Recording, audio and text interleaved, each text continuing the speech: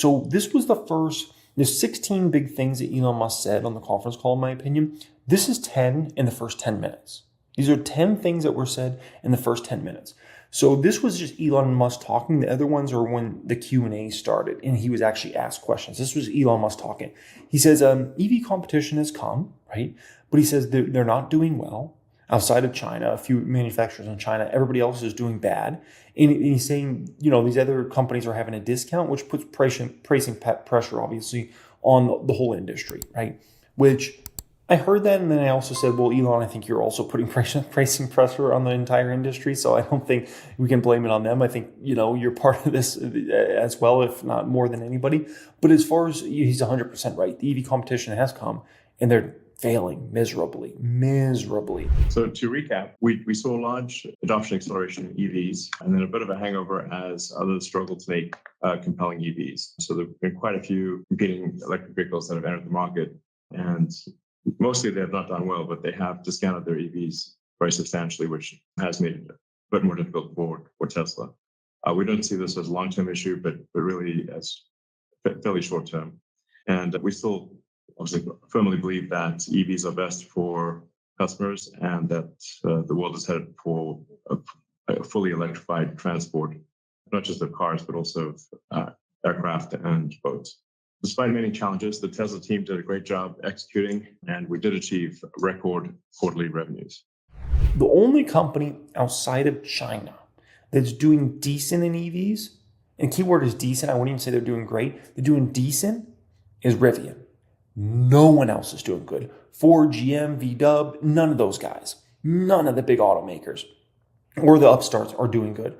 Rivian's the only one doing decent outside of China. And then obviously there's Tesla, right? So yeah, I thought that was an interesting kind of tone to start on. He talks about there's going to be a more affordable model, let's call it the Model 2, in the first half of 2025, which is very, very exciting. And what does that mean for growth rates? Well, we're going to have to see the vehicle, right? I'm assuming they're going to show those off. They're going to show that vehicle off in October. That's my assumption. But that's very exciting. I think it's going to be a two-seat vehicle. That's been my opinion for years. People have always disagreed with me on that. That's my opinion. We'll see. We'll see if I end up being right or wrong in regards to that, right?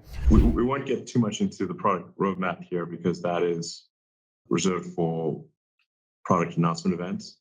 But we are on track to deliver a more affordable model in the first half of next year. Really, by far, the biggest differentiator for Tesla is, in addition to that, we have scale economies and we're the most efficient electric vehicle producer in the world. So while others are pursuing different parts of the AI robotics stack, we're pursuing all of them. This allows for better cost control, more scale, quicker time to market, and a superior product, applying not just to autonomous vehicles, but to autonomous humanoid robots like Optimus. Third thing up, Optimus. He talked about that in the first 2 minutes, which I thought was important because it shows how much Optimus is really on his mind. And Elon Musk is completely convinced Optimus is bigger than really anything the company has going on today. And that's fascinating because you think about how big their auto business opportunity is, how big the energy business opportunity is, how big the services opportunity is, right? And how big these businesses already are, never mind where they're going over time. The supercharger opportunity. I mean, you think about all this, right? And you let all that sit in, the robotaxi opportunity, and it really sounds like he's 100% convinced that Optimus is the biggest opportunity for the company.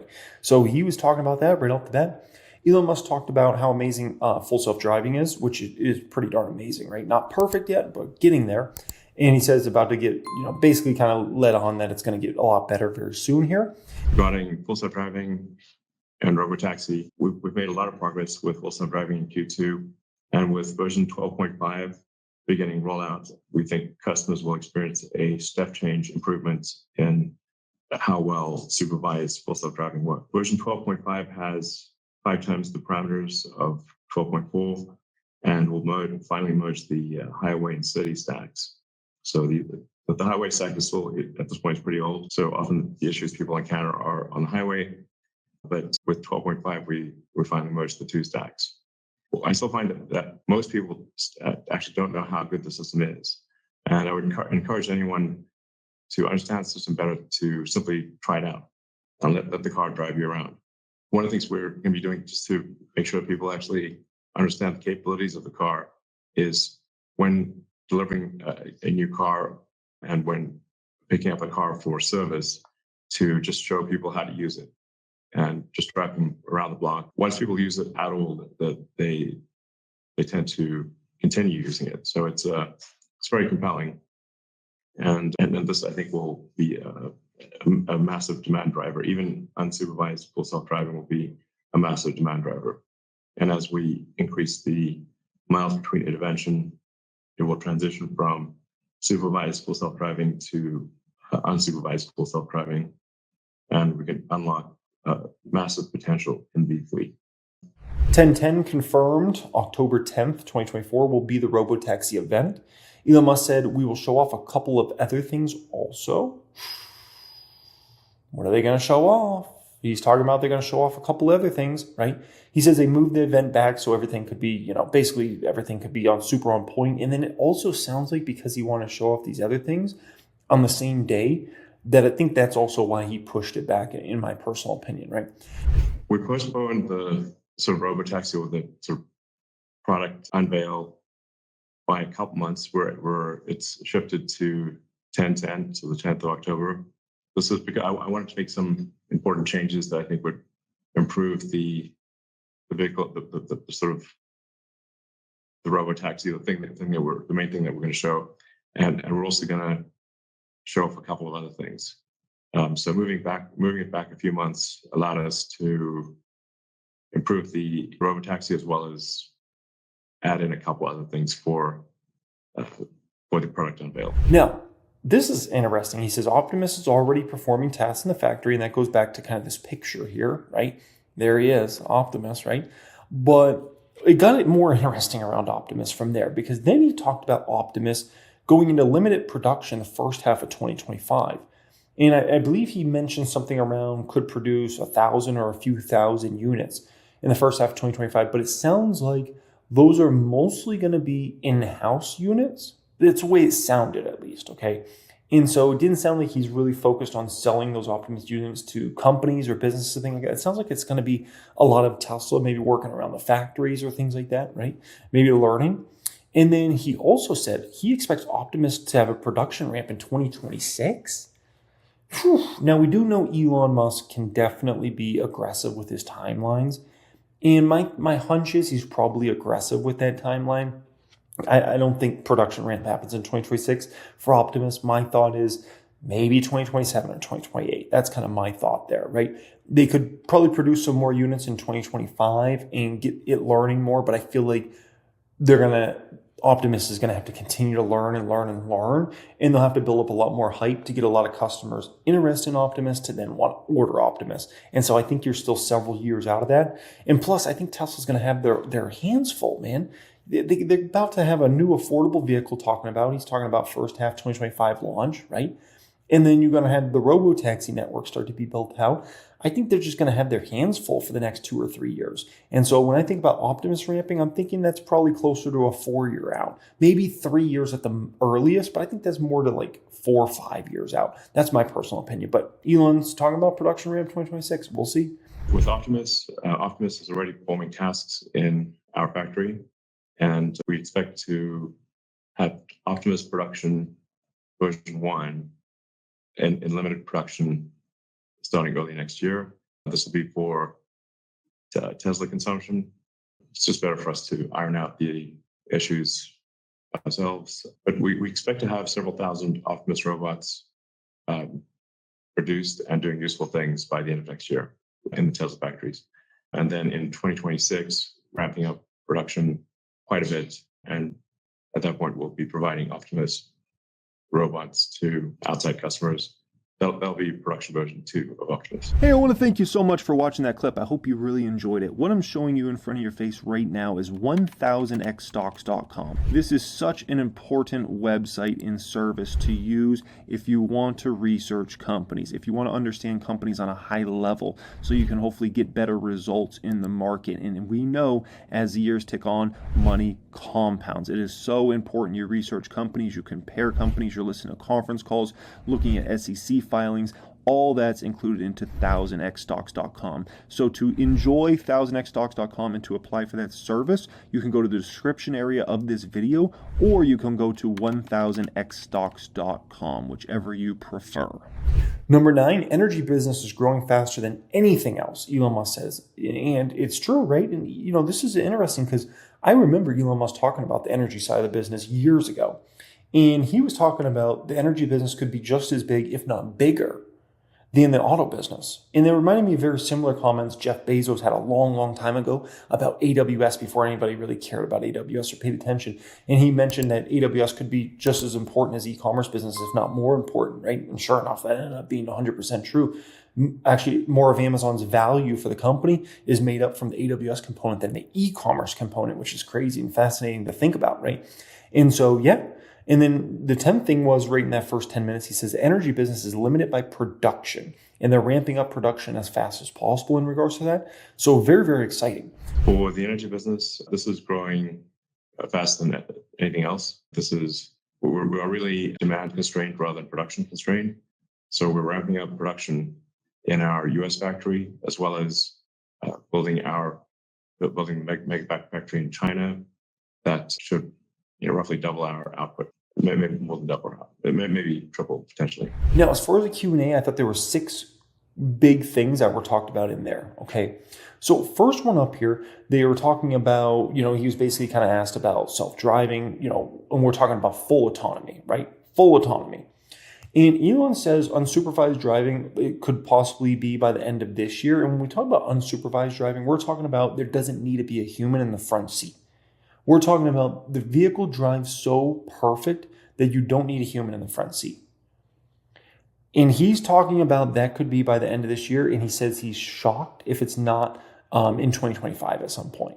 So definitely good in regards to that. And honestly, I feel pretty similar. Seeing how good the self-driving is now, I think we're probably in the next, 6 to maybe 15 months of it being far better than a human driver. I can make an argument that it might already be better than bad drivers, but I'm talking better than even good drivers. I think we're coming upon that very soon. When do you expect the first robotaxi ride? I guess that's really just a question of when do I expect the first, when can we do unsupervised full self-driving? It's difficult, obviously, my predictions on this have been overly optimistic in the past. So, based on the current trend, it seems as though we should get miles between interventions to be high enough that it should be far enough in excess of humans that you could do unsupervised possibly by the end of this year. I would be shocked if we cannot do it next year.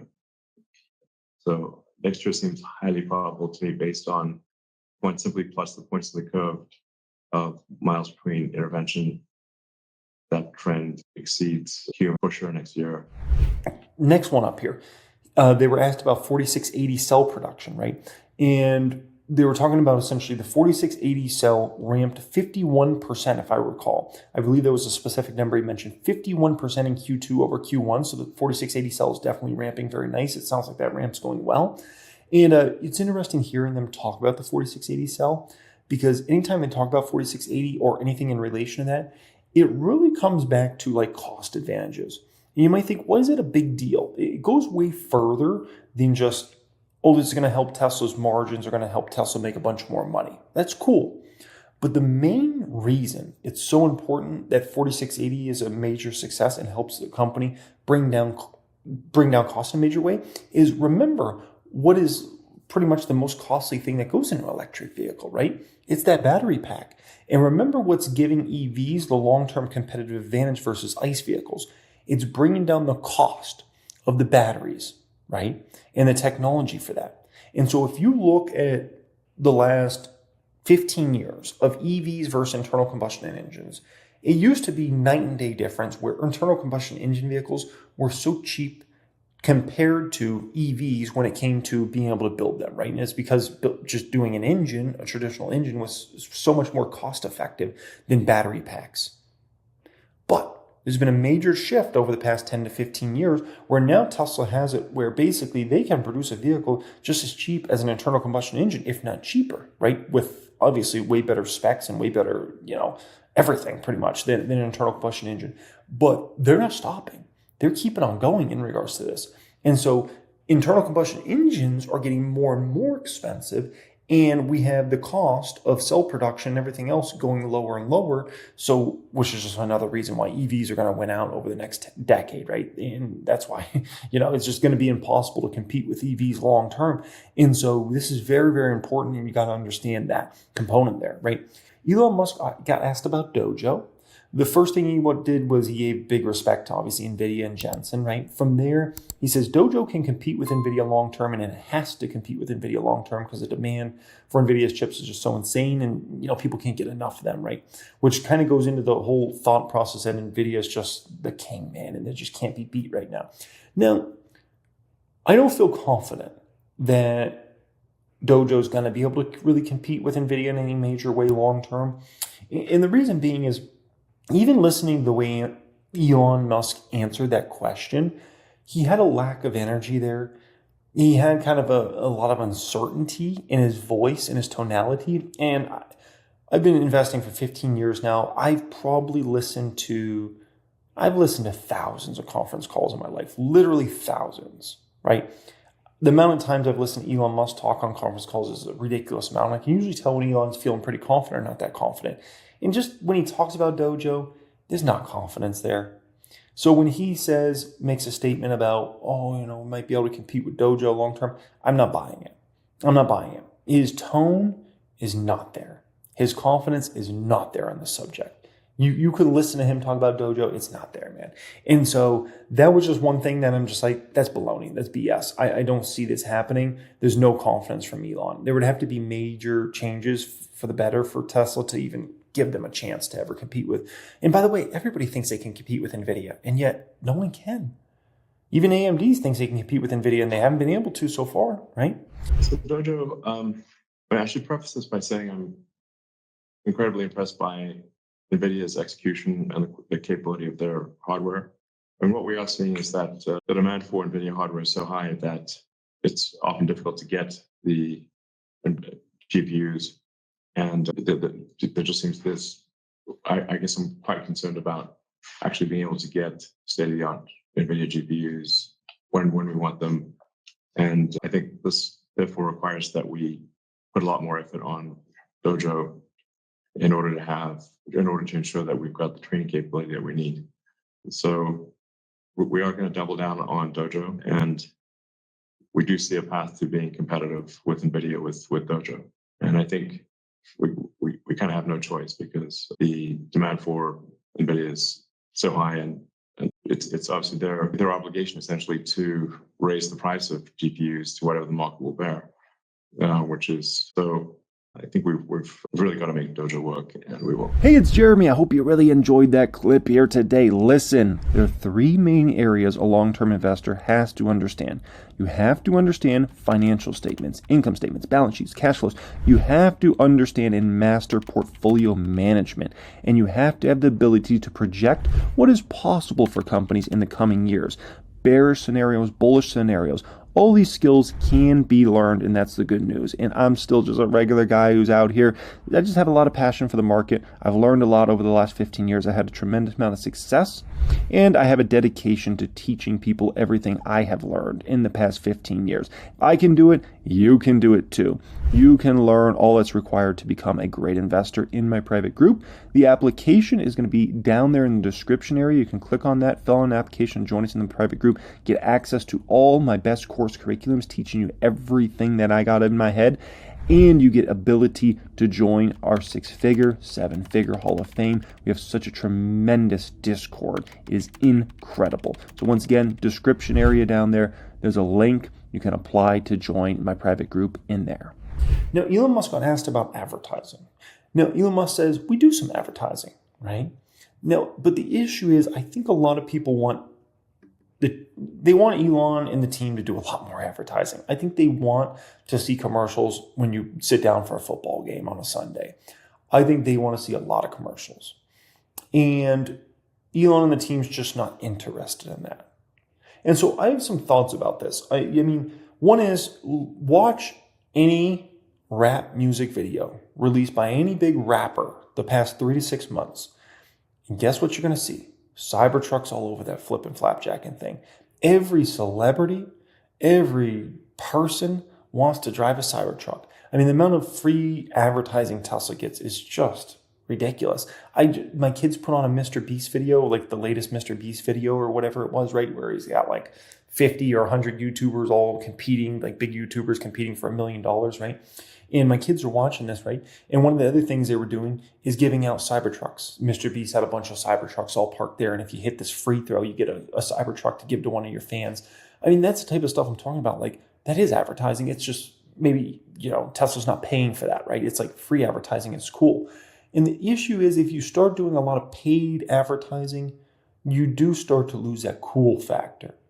And you start to be viewed a little bit more as a Ford GM. So I think strategically it makes sense, but if they expect Tesla to run 1 million commercials on football games, it's just not where Tesla's at. I'm not saying they won't do that 5, 10, 20 years from now, but for today, it just doesn't make sense for them. And I understand it. And I think, you got to understand when you do all that advertising, it will also impact your margins, right?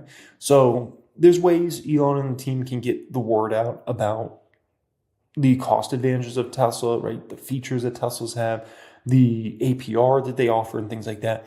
But you just got to do better and better as far as word of mouth, right? Now, additionally, got asked about Gigafactory Mexico, right? And basically, Elon, the gist of it was Gigafactory Mexico does not make sense if Trump wins the election. And the way Elon Musk broke this down very simply, he said, likely Trump would have big tariffs coming on any vehicles made in Mexico and then would be coming to the U.S. So it wouldn't make sense for us to build a Gigafactory Mexico. Now, if Harris wins the election, don't be surprised if they start building that Gigafactory again. But it sounds like if Trump wins, it's not happening. And it definitely sounds like if Trump wins the election, I would say like 99% sure Elon's not building Gigafactory Mexico anytime soon. So just a little food for thought in regards to that. But, let's say Trump wins and he's there 4 years, right? And then somebody else comes in and they take off the tariffs. Then don't be surprised if all of a sudden 5 years from now, they start building that Gigafactory Mexico again, right? So just a little food for thought in regards to that. We currently oppose on Giga Mexico. I think we need to see just where things stand after the election.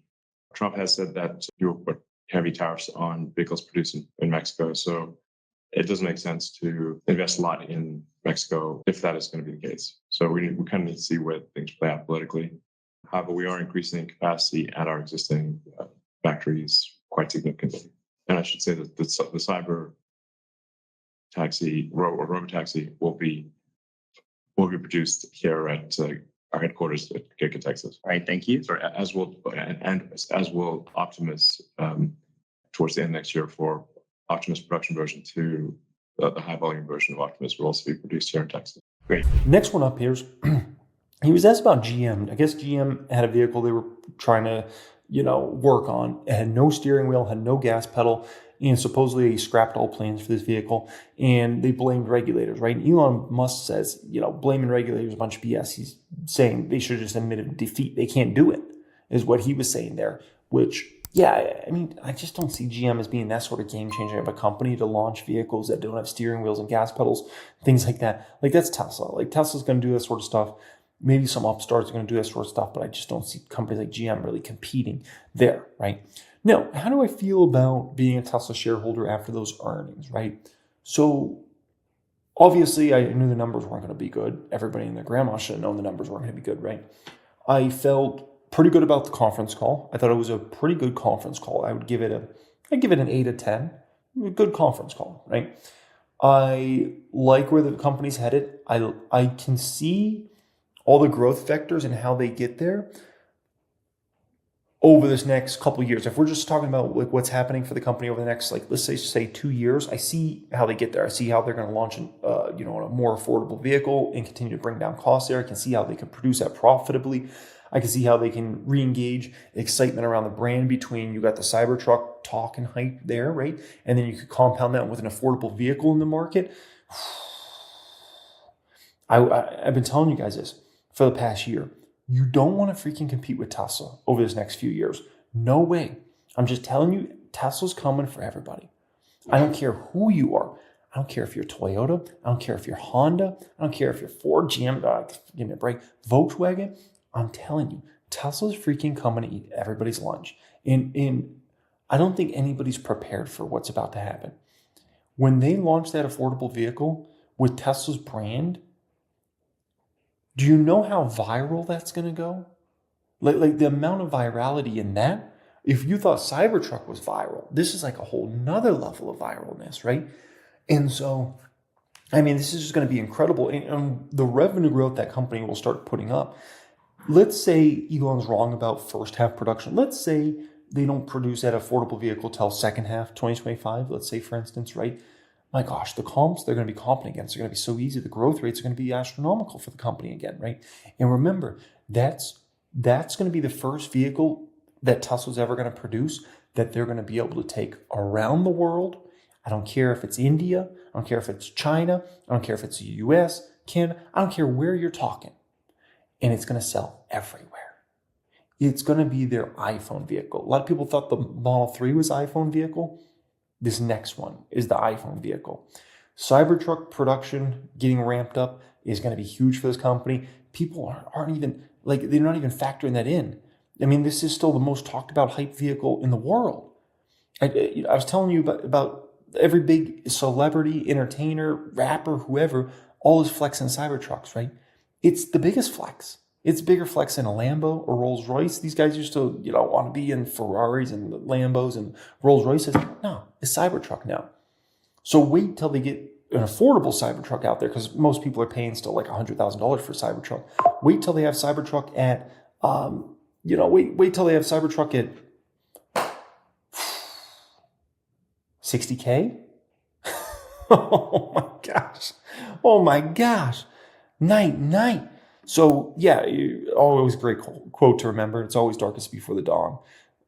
As I told you guys for the past year, things bottom out first half of 24. They start to get better in the second half of 2024, and then they get even better in 2025. That's where we're headed, folks. Appreciate you joining me as always. Thanks so much for being here. Thank you for being subscribed to the channel. And if you're looking to apply to your own private group, take your investing game up to a much higher level than where you're at, and you want to take investing serious, click the pinned comment down there, fill out an application. We'll see if we can get you in a private group this week or next week. Much love and have a great day.